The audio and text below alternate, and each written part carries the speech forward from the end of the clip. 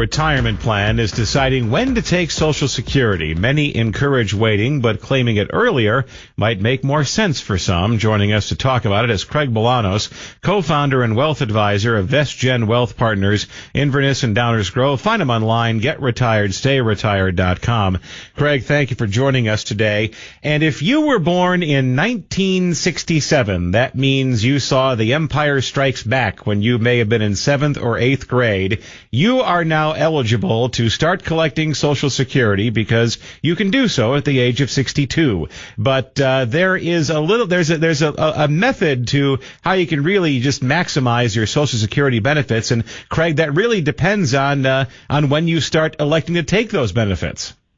John, it's such an incredibly personal decision. Do we take our Social Security early as 62? Do we take it on time, which, as you said, for anyone born 1960 or later is 67? Or do we delay until 70? And it's going to depend on the uniqueness of each person's health, their outlook for their personal retirement plan, and a whole lot of other factors in between. Yeah, I had some bad math there. It's 1963, but still, if you were a teenager in the 80s, it's kind of crazy that we're having the Social Security discussion.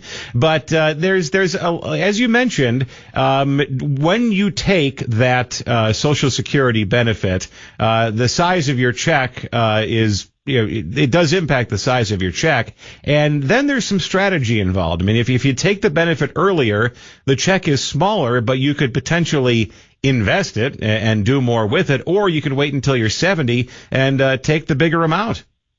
Rob, let's break it down easy for all of our listeners on the Noon Business Hour. If you take your benefit early, it'll be reduced by as much as 30%, but that makes sense because you're getting paid less money, but for longer. Also, if you take it early at the age of 62, thou shall not earn from employment income more than $23,400, or the Social Security is going to take $1 for every $2 away from that. Maybe you simply wait until full retirement age, in this case, the age of 67, because you can make as much money as you want without being subject to an earnings test, or as you hinted to, there is an incentive. It's called a delayed retirement credit worth 8% per year for those who wait until 70. So what's the bottom line, Rob?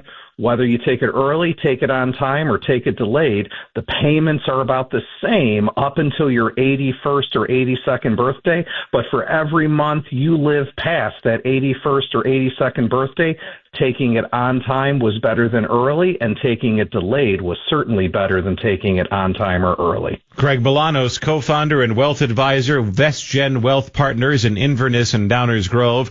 The website, GetRetiredStayRetired.com. Still ahead,